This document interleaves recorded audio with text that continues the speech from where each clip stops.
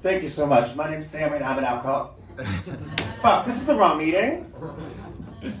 No, really, thank you very much for the intro. I really appreciate it. Of course, I'm having this panicky moment because now I can't find my phone in this luggage bag purse. So do bear with me for a precious moment while my knitting and my other electronics and my wallet have to come out, and my phone was there. It's that kind of night, folks. So the first time I came up here was as J. Michael mentioned, an open mic, and it was actually sort of a story that came from my family, and that inspired me to kind of write that story out. And when I was writing that story out, I sort of came up with with a capture that's based off my maternal grandmother named Mama Rose, and I've been using her as sort of a framing device for some retellings of Grimm's fairy tales that are set on the bayou. Now, this particular story, however, is not one of those. This is actually a story where the narrator is, in fact, Aunt Tante Peg, who's Mama Rose's maiden daughter. Well, we think that she's her maiden daughter. And it's called Christmas Bonfire. Man, I've told y'all kids 100 times I'm not going to the bonfire. We go through this every Christmas. Man, come on, Tante Peg. Don't be scary. Scary cat, Tante Peg is a scary cat. The youngest grandkids picked up that chant. After a moment, they dissolved into giddy, sugar-fueled laughter. Mais ça suffit, hein? That's enough out of y'all. Mama Rose came out of the kitchen, a comical sight, in her overcoat and her Santa hat. Let us go before they light the bonfire without us. The grandkids mumbled their consent, and everyone started to walk out together. Marie-Thérèse, the oldest girl and second oldest grandchild, stayed behind. I'm not coming this year. I'm going to stay and keep Tante Peg company. Nobody looked more surprised than Tante Peg. Man, you sure about that, Sha? I'm not going to be much company tonight. I'll probably just finish my Christmas bottle and be asleep before long. Tante Peg apologized. Oh, man, I don't mind. Besides, who wants to be alone on Christmas, Tante Peg? Well, okay then, see y'all after a while. Mama Rose was already calling from the porch as she walked out into the cold twilight to fuss over who got to ride in the front seat of which car. Now that they're gone, Tante Peg, you think maybe you could tell me why you never go to the Christmas bonfire? Marie-Thérèse pulled a fresh, full bottle of Rumpelmans out of her bag, and she filled up Tante Peg's 1984 World's Fair shot glass. You really don't want to know, Tante Peg said. Looking longingly at the glass, she glanced at her favorite niece's expectant face, but if you insist, she reached out and expertly tossed back the shot and pushed it back towards the girl. Man, before we get started, a few ground rules.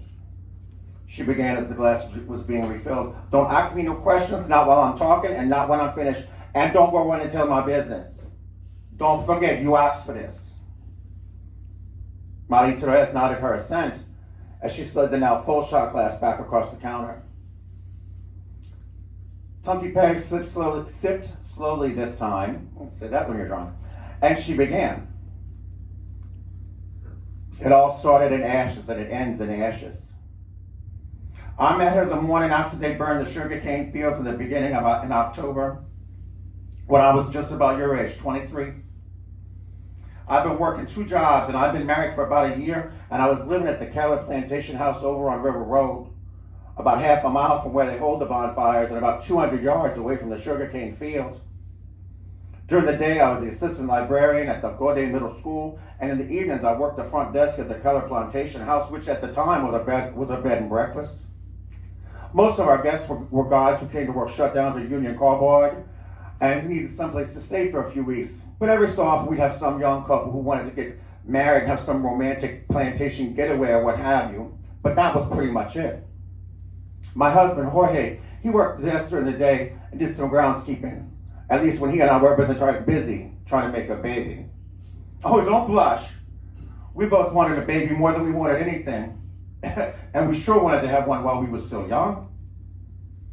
Anyway, I was walking out the house to go to work at Gaudet Middle School, thinking he was going to need to hire a few boys to come help him wash down the house, as it was all covered in ashes and the smell of burnt sugarcane was still hanging in the air, and I saw her.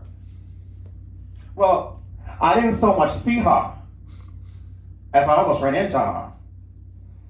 She stood on the porch about 5 feet from the front door, looking for all the world like a Barbie doll.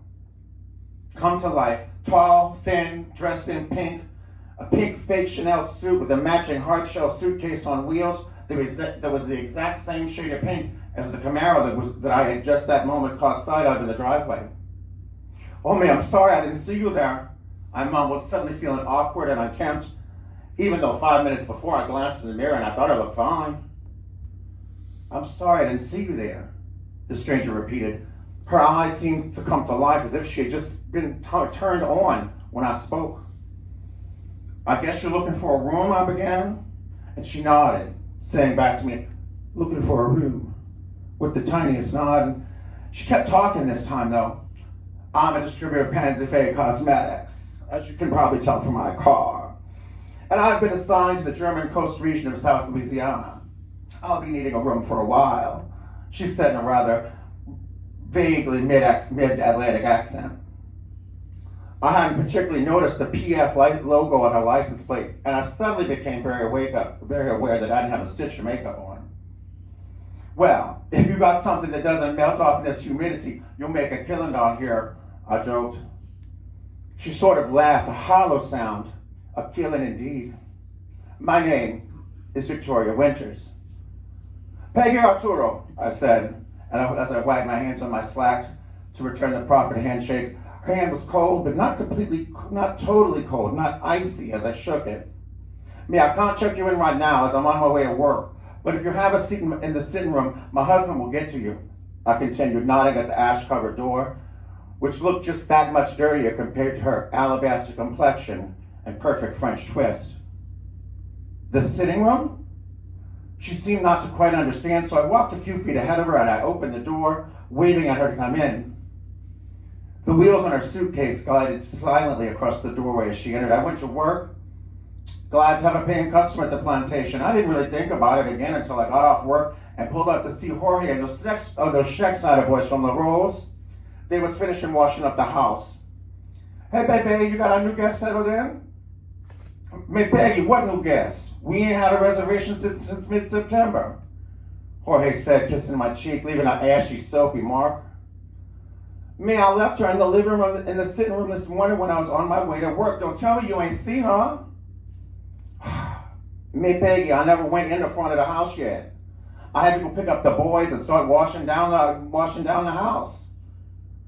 You mean to tell me you didn't notice this big pink bright sports car in the driveway?' 'Not really,' he shrugged. 'But you can't really see it from behind the oak trees.'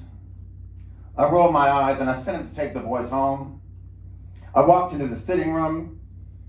She was just exactly where I left her, on the red velvet divan, looking sort of deactivated, you might say. 'Oh, Miss Winters, I'm sorry my husband didn't know that you were here. Let me get you checked in right now.'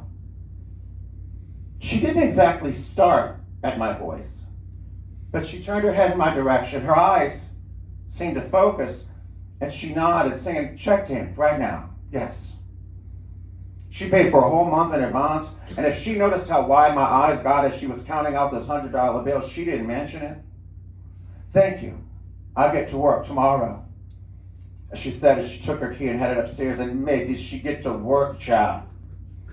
It seemed like no time at all before Miss Victoria Winters and her Panzerfae Cosmetics had all the ladies from Vastry to Morgan City looking good. She started having makeup parties in the spare rooms, and man, child, we was making that money. Maybe some odd things started to happen around town. And at first I didn't really connect them, probably because I was too busy counting the money and thinking about trying to make a baby, because Jorge and I wasn't having no luck. But the first thing that happened that was strange was at the Alligator Festival in Luling. Ted Troxler, Christy's husband, he was known for two things. One, he was always the winning alligator wrestling. He always won the alligator wrestling competition at the fest. And two, he would get drunk and put his hands all over Christy. The first part was in the local paper every year, and the second, people only talked about in whispers when Christy was wearing her big sunglasses to the grocery store. The second part happened a lot more often than the first, if you get my drift. Well, it was Sunday afternoon, the last day of the festival, and the alligator wrestling had started. Most guys didn't last in there more than a minute, and it wasn't that they had, I don't know if you've been, but it wasn't that they had to pin the gator, they just had to last the longest. And Tab's record was 4 minutes and 20 seconds, the longest of anybody by at least 2 minutes. I was sitting close by Christy, and she wasn't wearing her sunglasses, but she was watching Tab, the returning champ, as he entered the fenced-in enclosure. Now, safety is a big part of these events, and they always made sure that the gator's mouth was pretty tightly sealed, but I guess this time, somebody made a mistake. Because when just about 10 seconds left, that gator's jaws came loose. And he snapped both of Tab's hands off at the wrist. Chaos erupted. The paramedics rushed in to stop the bleeding and get Tab to the hospital. Someone shot the alligator and cut it open to get to Tab's hands, but the bones were crushed into a pulp and they couldn't be reattached. Christy was screaming and crying, of course, and I really couldn't make out what she was saying as her mama and them surrounded her. But it sounded a lot like I didn't know it would be like this. The next strange thing was the day before Thanksgiving break at school. By this time, Miss Victoria Winters was just about the closest thing we had to a celebrity, and for career day, she was asked to come and talk to Anita Counterman's 8th graders. Of course, none of the boys really wanted to hear about contour or concealer, and one of them said something about it to her before the talk got started. Victoria ain't missed a beat. She opened up that hard-shell pink display case and she told him business is business. Someone always has to pay. That settled everybody down. And they listened to her talk about marketing and cost of opportunity and ROI. And when the period ended, they all ran off to lunch. I went into the room as she was packing up, and I said, Victoria, you won't believe what the kids have done. Come and see what the art class did. She left her case on the table and came down the hall with me to look at the mural of the town that the art class had drawn. Right in front of where they'd drawn the Keller plantation, they had drawn a perfect replica of her, in her pink suit with her pink car and her pink case. Victoria seemed surprised, curious.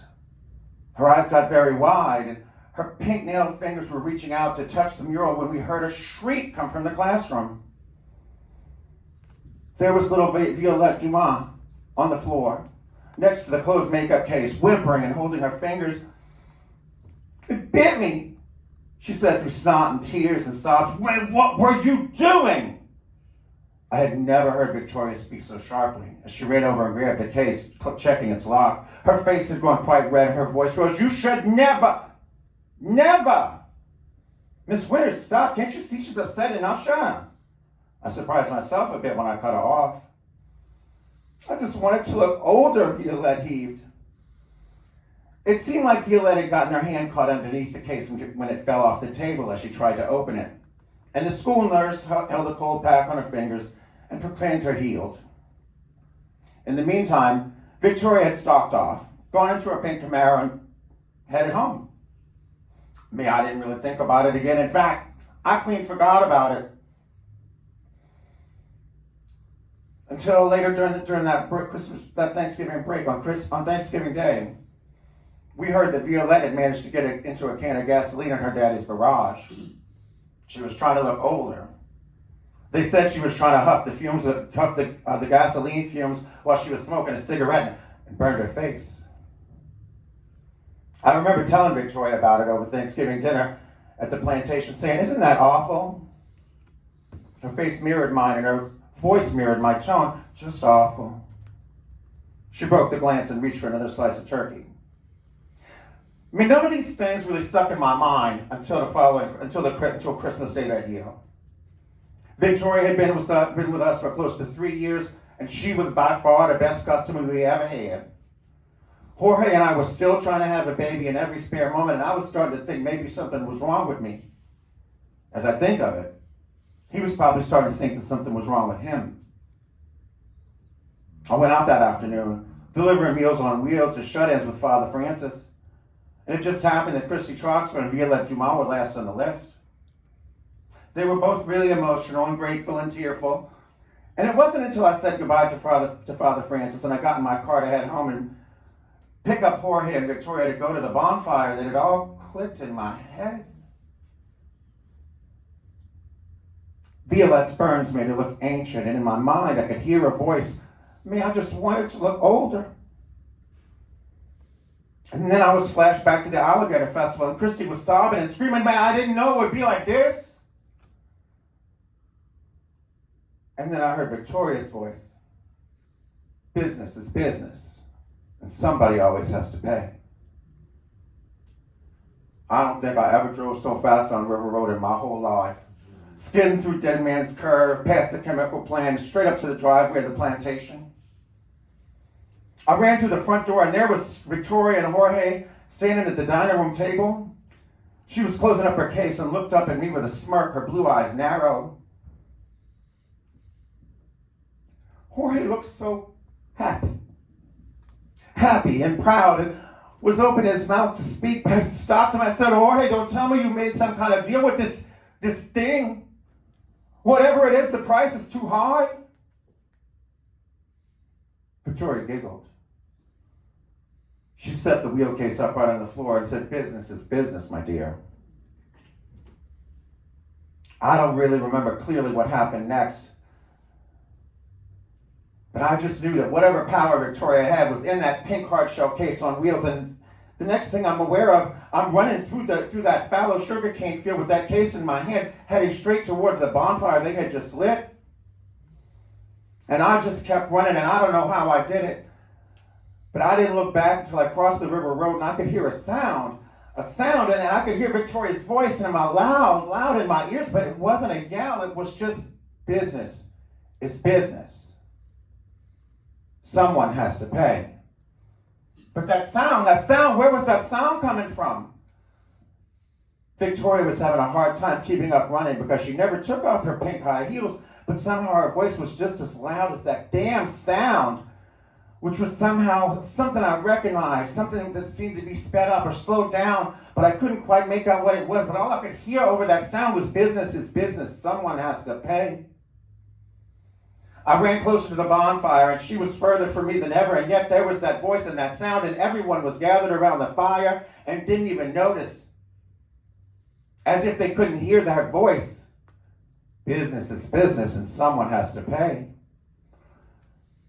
And that sound suddenly slowed down or sped up or caught up with itself just as I threw that pink hard-shell case into the blazing bonfire, and then I knew what it was. That sound, it was a baby crying.